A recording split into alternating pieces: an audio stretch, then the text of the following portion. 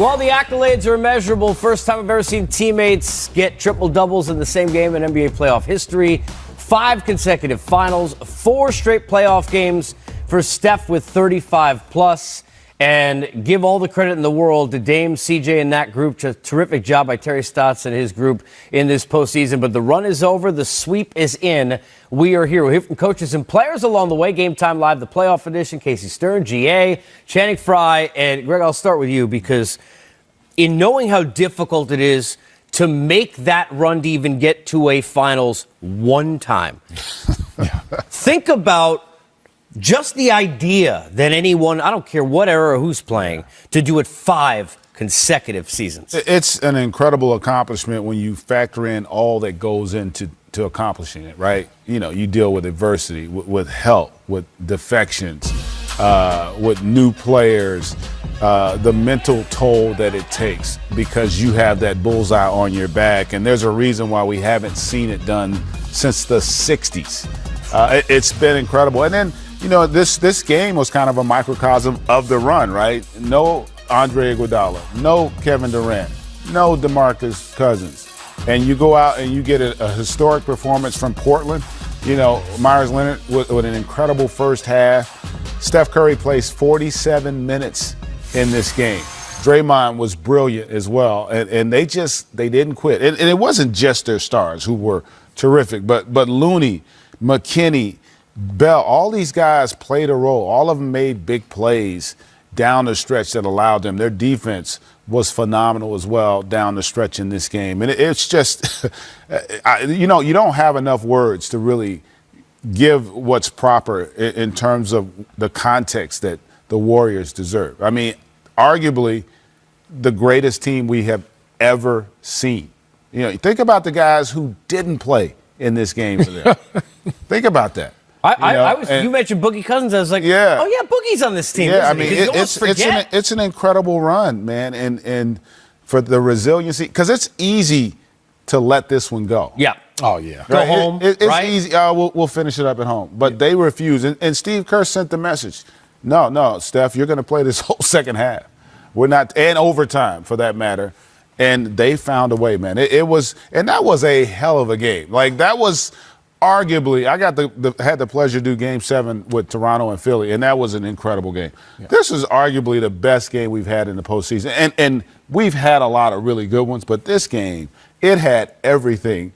And, wow, what a way to end it on the road in overtime in the closeout. Yeah, we'll talk a lot about Portland on this show, so I want to get to, because I was saying this to Channing watching the end of the game, I can give a lot of credit. The compete level, the fight, which certainly is what they follow in their leader in Dame Lillard.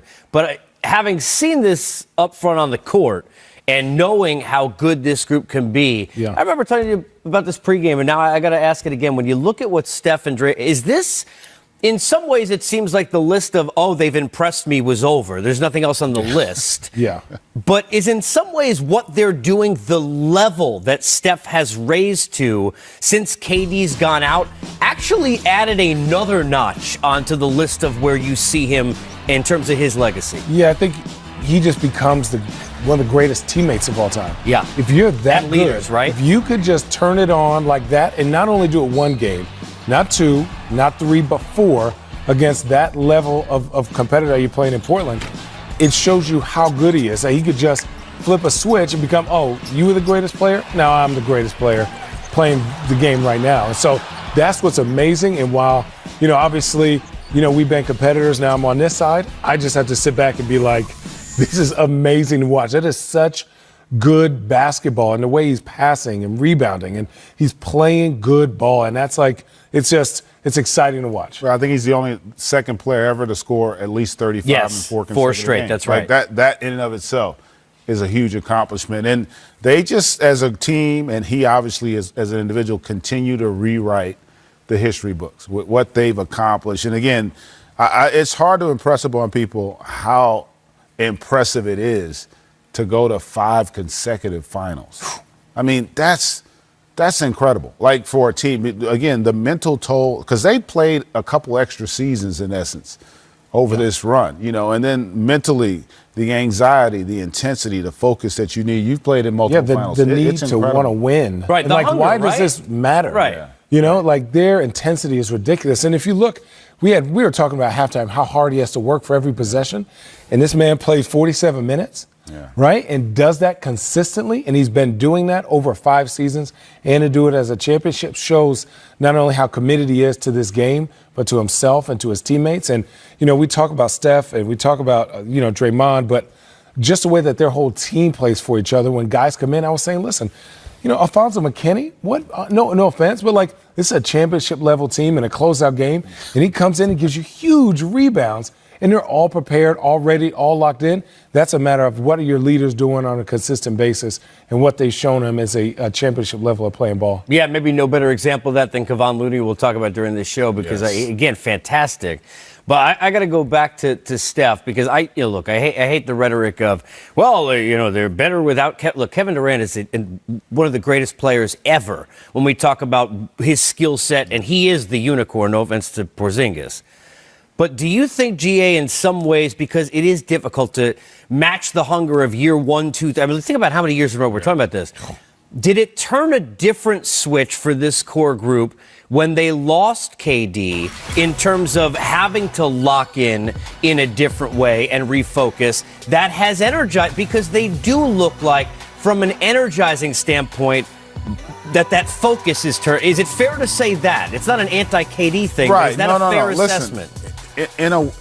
Honestly, I think it helped them to lose KD and Cousins. And it sounds weird to say that, but it helped them because of what you just said. Because now we have to rally. Right? Yeah. We got to rally around what we have if we want to have a chance, right? Because now you don't go into it with the same level of expectation. Now there's more doubt. There's more uncertainty.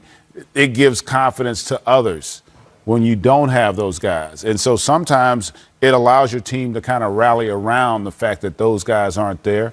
And you're right, it does. It unleashed Steph. And, I mean, he was incredible, but their team, they are the consummate team. The way they play for one another, the way nothing rattles them. And this is where, having gone through all they've gone through over the last 4 years, now 5 years, helps in these moments. How many times have we seen them in this exact same moment where their back was against the wall, where they had to make the plays down the stretch in order to win it? It wasn't a scenario where the other team just gave it to them. They had to make big plays in this game, offensive rebounds, big shots. Draymond hits that huge three there to almost seal the deal for him. In essence, it did seal it. So, you got to tip your cap and appreciate this. And as fans of basketball, people go their whole life and never experience this, right? You had the Jordan generation where they got the 6 and 8 years, and now you're having the Warrior generation where you're going to have all these fans, all these young people grow up watching the game played this way. What an opportunity to have that happen if you're a young person right now. Yeah, and look, I think when you look at styles of basketball, I know Rockets fans don't want to hear this. This is a brand of basketball. If you love the game and you play the game like the two of you guys did your whole life, we have kids, you want people to see. And that's the thing. They miss shots, right? Oh, yeah. They were down 17. But how many times do they take the bad shot? Even the guys that come in, they don't. You saw Looney on the Draymond play. Yeah. And look, he was being baited in to take one. Never even a thought. No. Make the right play. Clay, not going to take a tough shot. Extra little pass to Draymond.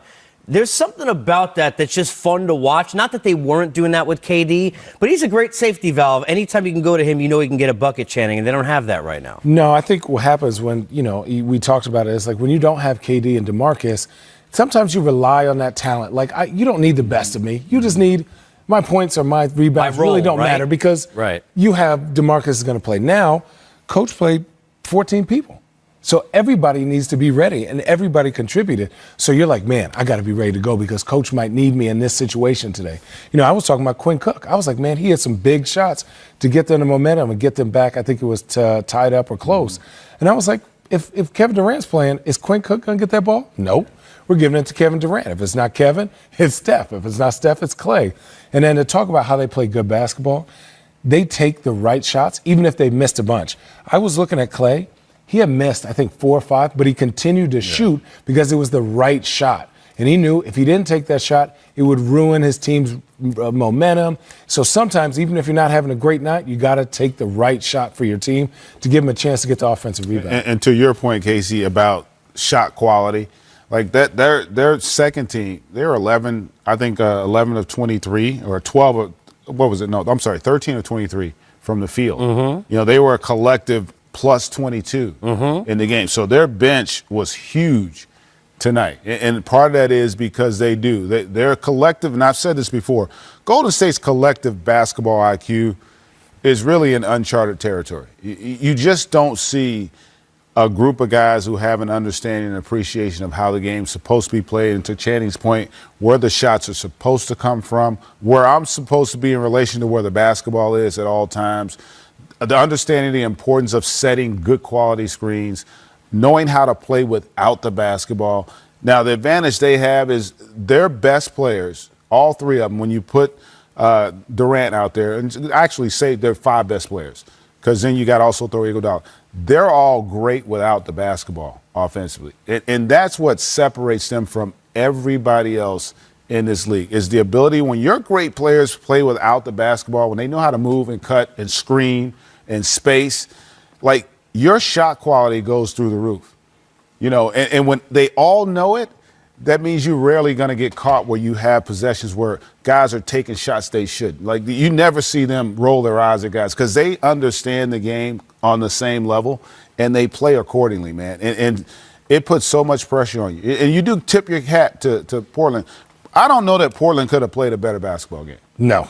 No, and they didn't run away at all. No. And listen, they had a shot. Back. Portland went back and forth with them, right? They had a shot at the end to win the game. They did. So, like, and listen, and this is a Portland team that is undermanned. Yes. Listen, it's a hell of an accomplishment. This is not necessarily a conference final team. I mean, this is a great season. Listen, if you broke down the Western Conference, they're not the second best team in the Western Conference. No. But you know what? You play the cards you're dealt. They got to the conference finals, and you have to applaud them for that.